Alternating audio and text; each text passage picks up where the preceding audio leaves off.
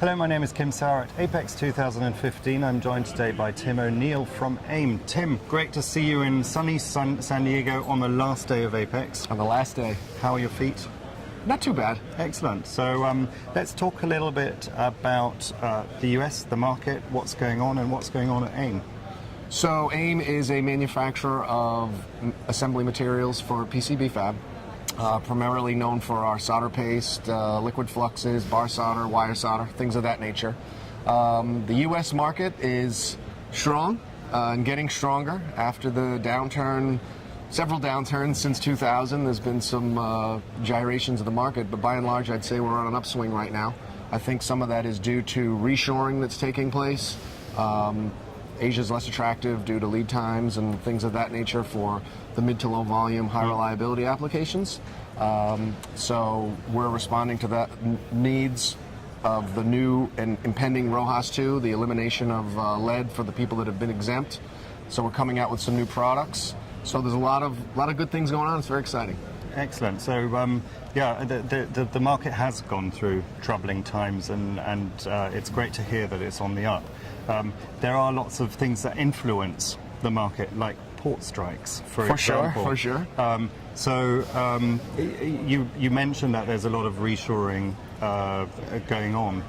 How is the traditional US market or the Americas market, that was existing here in the first place? How is that evolving? Is that a growth market as well for you? I'd say it's fairly flat, but you have to consider the proliferation of electronics in our daily lives and more applications. So it's growing in this direction, not necessarily in volume. We're just finding more and more places where electronics are finding a place in our life, whether it's the Internet of Things, whether it's wearable devices. So a lot of startups with new ideas. I actually have a product in my pocket that was a Kickstarter campaign, and now it's making its way into the general market. So you don't lose your car keys. Yeah. And I think you're seeing that kind of stuff starting out in the U.S. and then migrating to offshore when it's been fully developed and you're looking at cost savings. Yeah. Now the traditionally very strong industries here, automotive, medical, military, and aerospace. The wearables that you were talking about are making their way into those. They're feeding into the car. You mentioned the car key. Sure. They're feeding into the medical side. So I guess that has a positive impact on AIM's solutions as well as creating maybe new opportunities. Sure. Well, it's forcing us to innovate. Yeah. What we're finding is miniaturization is becoming paramount. We're trying to do more things with products in less space, which is driving down the size of the devices, which is making the print challenging for solder paste much more difficult, and it's an order of magnitude difference. So we're responding. We have a new product out called M8. It's a no-clean, lead-free solder paste engineered specifically for fine pitch printing. But not only that facet, we have to consider, once the product has been assembled, the characteristics of the residues that are left behind are also a key consideration. So this product has very high SIR values, which would indicate high reliability. It's coatable with conformal coats without cleaning, as lower standoff devices, as a result of miniaturization, become more prolific. Bottom terminated devices like QFNs and LGA. No cleans, we think, are going to be the future of assembly, and cleaning will be something that people do only if absolutely necessary, as the application warrants. So now you're finding, as a business, you're communicating or interacting with your customers a little bit differently to before, when the industry was in high growth. Now we're sort of in a mature market. A lot of new product introduction, product development, like you mentioned, going on. Does that have an impact on the way you work with your customers right from the beginning in development?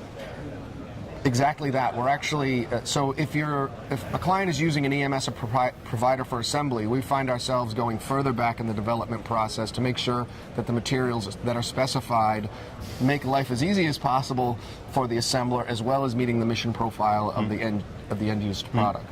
And how's that impacted your structure as a business? Well, we're growing. We are putting more people into the field. The Americas is relatively flat. We have a mature sales staff, highly experienced. We're expanding into Eastern Europe with a wholly owned facility opening in Poland. Our Mexico facility has quadrupled in size this year. We added, I want to say, 100,000 square feet to that operation.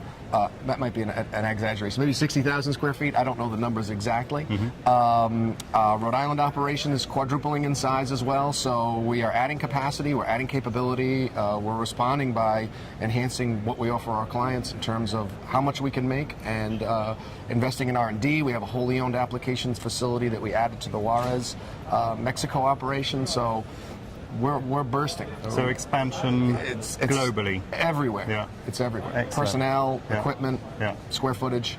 Well, that's very good news. And now finally, here at APEX, you've had nearly 3 days of the show and on your booth. What's been the feedback from your customers that you've seen? Well, I would say that APEX has been a success. We rolled out an entirely new marketing campaign this year. We've changed the look of our brochures, of our booth. We're all very pleased with how everything has presented here.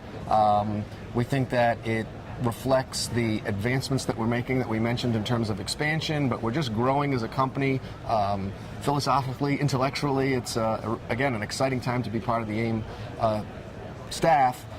In terms of, I've been to several of the conferences. I've learned a great deal myself. In my role as technical marketing manager, I have to be involved and aware of everything that's happening in order to feed that information back to our R&D departments and to our production departments as to what our customer requirements are.